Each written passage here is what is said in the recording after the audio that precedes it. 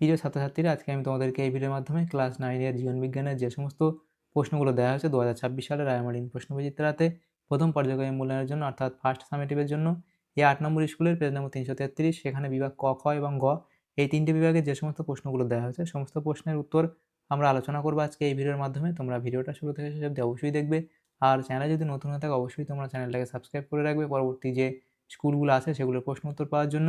এবং এর আগের যে স্কুল ছিল 1 থেকে 7 অবধি, সেগুলোই আমরা প্রশ্ন উত্তর আলোচনা করে দিয়েছি। তোমরা প্লেলিস্ট থেকে সেই প্রশ্ন উত্তরগুলো পেয়ে যাবে, সেখান থেকে তোমরা দেখে নিও সেই প্রশ্ন উত্তরগুলো।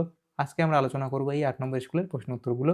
তো এখানে দেখো 8 নম্বর স্কুলের যে প্রশ্ন উত্তর, এখানে কি বলা হয়েছে 8 নম্বর স্কুলে বিভাগ ক, বিভাগ ক এর মধ্যে যে প্রশ্নগুলো দেওয়া হয়েছে, দেখো 7টা প্রশ্ন আছে, এখানে 1 নম্বর করে 7 নম্বর দেওয়া হয়েছে। তো এখানে 1 এর দাগে বলা আছে, দেখো সঠিক উত্তরটি নির্বাচন করে পূর্ণ বাক্যে লেখো। 1 এর দাগের 1 এর প্রশ্ন বলা আছে, গরম তরল স্যুপ কথাটির প্রবর্তক হলেন। তাহলে সেটা হচ্ছে গরম তরল স্যুপ কথাটির প্রবর্তক হলেন।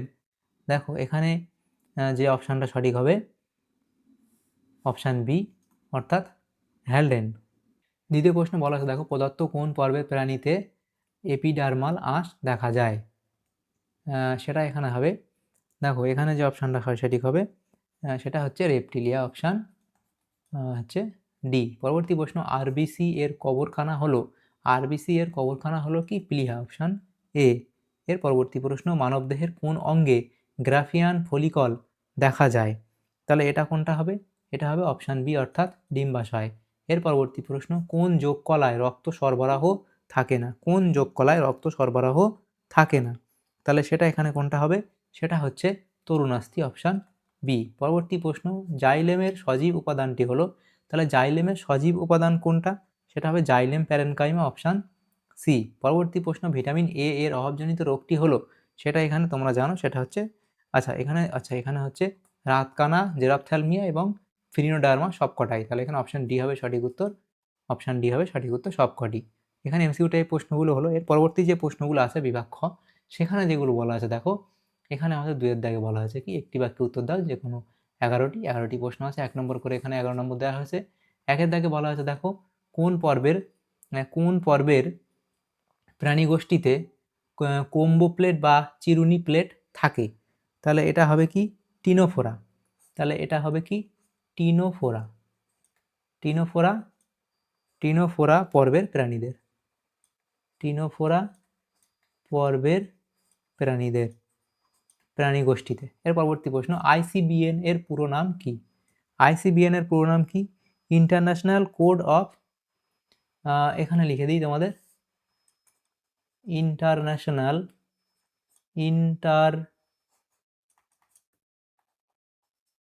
International code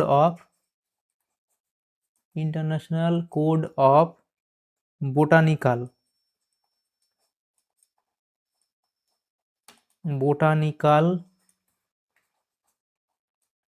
botanical nomenclature.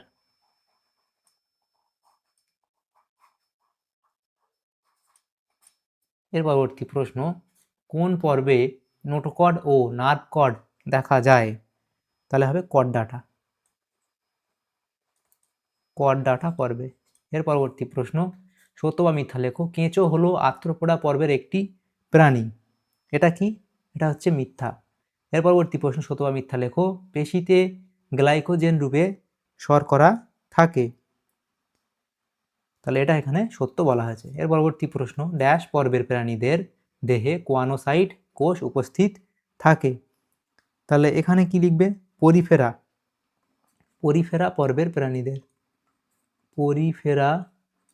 পর্বের প্রাণীদের দেহে কোয়ানোসাইট কোষ উপস্থিত থাকে। পরবর্তী প্রশ্ন, যোগকলা দেহের ড্যাশ ব্যবস্থায় সাহায্য করে, তাহলে যোগকলা দেহের দেহের অঙ্গ প্রত্যঙ্গের মধ্যে সংযোগ ব্যবস্থায় সাহায্য করে, আচ্ছা যোগকলা দেহের সংযোগ ব্যবস্থায় সাহায্য করে, লিখবে দেহের সংযোগ রক্ষায়, দেহের সংযোগ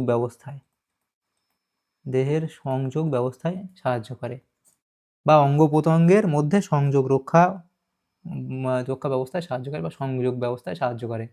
উদ্ভিদ দেহে সামগ্রিক বৃদ্ধি ঘটায়, উদ্ভিদ দেহে সামগ্রিক বৃদ্ধি ঘটায়, তাহলে এটা কোনটা হবে, উদ্ভিদ দেহে সামগ্রিক বৃদ্ধি ঘটায়, সেটা এখানে হবে কোনটা? সেটা হলো উদ্ভিদ দেহে সামগ্রিক বৃদ্ধি ঘটায় ড্যাশ কলা। তাহলে সেটা হবে এখানে ভাজক কলা, লিখবে ভাজক কলা, ভাজক কলা। এর পরবর্তী প্রশ্ন, সত্য বা মিথ্যা লেখো। রক্ত মেসোডার্ম থেকে উৎপন্ন হয়, এটা সত্য না মিথ্যা? তাহলে রক্ত মেসোডার্ম থেকে উৎপন্ন হয়, এটা সত্য না মিথ্যা? এটা হচ্ছে সত্য। পরবর্তী প্রশ্ন, কোন কলা প্রাণী দেহে বহিঃকঙ্কাল গঠন করে? তাহলে সেটা হবে কোনটা? সেটা হচ্ছে এখানে আবরণী কলা। তাহলে এটা হবে আবরণী কলা, আবরণী কলা। এর পরবর্তী প্রশ্ন, কোন কোষ অঙ্গাণুকে কোষের মস্তিষ্ক বলে? এটা হচ্ছে, এটা কি লিখবে? এটা লিখবে নিউক্লিয়াসকে, নিউক্লিয়াসকে, নিউক্লিয়াসকে কোষের মস্তিষ্ক বলে। এর পরবর্তী প্রশ্ন, আয়োডিনের অভাবে ড্যাশ রোগ হয়? তাহলে আয়োডিনের অভাবে কি রোগ হয়? গলগণ্ড, আয়োডিনের অভাবে গলগণ্ড রোগ হয়। এর পরবর্তী প্রশ্ন, নিডারিয়া পর্বের প্রাণীদের দেহে ড্যাশ কোষ উপস্থিত থাকে? তাহলে কি হবে? নিডোব্লাস্ট, নিডোব্লাস্ট কোষ উপস্থিত থাকে। তাহলে এখানে এই প্রশ্নগুলো হলো বিভাগ খ এর। এর পরবর্তী যে প্রশ্নগুলো আছে দেখো, সেখানে কি বলা আছে? বিভাগ গ, সেখানে আমাদের 2 নম্বর করে দেওয়া হচ্ছে 6টা প্রশ্ন, 2 নম্বর করে 12 নম্বর উত্তর করতে হবে। টোটাল এখানে 8টা প্রশ্ন আছে। আমরা সমস্ত প্রশ্নের উত্তর আলোচনা করব। 3 দাগের প্রথম প্রশ্ন, ম্যাক্রোমলিকিউল ও মাইক্রোমলিকিউলের মধ্যে পার্থক্য। ম্যাক্রোমলিকিউল এবং মাইক্রোমলিকিউলের মধ্যে পার্থক্য তোমরা লিখবে। এর পরবর্তী প্রশ্ন, মানবদেহে ভিটামিন ডি এর ভূমিকা লেখো। এর পরবর্তী প্রশ্ন, যকৃতে 2টি কাজ লিখবে। 4 দাগের প্রশ্ন থেকে বলা হয়েছে যোগ করা গঠনগত বৈশিষ্ট্য লেখো, এটা লিখবে। এর পরবর্তী প্রশ্ন, কোষ পর্দার কাজ লেখো। এর পরবর্তী প্রশ্ন কি? প্ল্যাটিহেলমিনথিস পর্বভুক্ত 2টি প্রাণীর উদাহরণ দাও, সে দুটো লিখবে। এর পরবর্তী প্রশ্ন, ব্রায়োফাইটা ও টেরিডোফাইটার মধ্যে পার্থক্য। ব্রায়োফাইটা এবং টেরিডোফাইটার মধ্যে পার্থক্য তোমরা লিখবে। এর পরবর্তী প্রশ্ন, মোনেরা ও প্রোটিস্টার মধ্যে পার্থক্য লেখো। মোনেরা এবং প্রোটিস্টা, তার মধ্যে এখানে 3টে পার্থক্য দেওয়া আছে, লিখবে। তাহলে দেখো আমাদের এখানে যে প্রশ্নগুলো ছিল ক্লাস 9-এর, যে প্রশ্নগুলো ছিল জীবনবিজ্ঞানের, সেগুলো আমরা আলোচনা করলাম। এটা কত নম্বর স্কুল ছিল? এটা আমার মনে হয় 9 নম্বর স্কুল ছিল, এটা 8 নম্বর স্কুল ছিল। তো এই 8 নম্বর স্কুলের যে প্রশ্নগুলো ছিল বিভাগ ক, খ এবং গ এর মধ্যে, সেগুলো আমরা আলোচনা করলাম। এই 3টে বিভাগের সমস্ত প্রশ্নের উত্তর। তোমাদের যদি সামান্যতম উপকার এসে থাকে ভিডিওটা, অবশ্যই এটা লাইক করবে। আর যদি কোনো ভুল ভ্রান্তি হয়ে থাকে তোমরা অবশ্যই কমেন্ট বক্সে কমেন্ট করবে। আর পরবর্তী যে পেজগুলো আছে সেগুলোর প্রশ্ন উত্তর পাওয়ার জন্য অবশ্যই তোমরা আমাদের চ্যানেলটাকে সাবস্ক্রাইব করে রাখবে। Thank you, thanks for watching.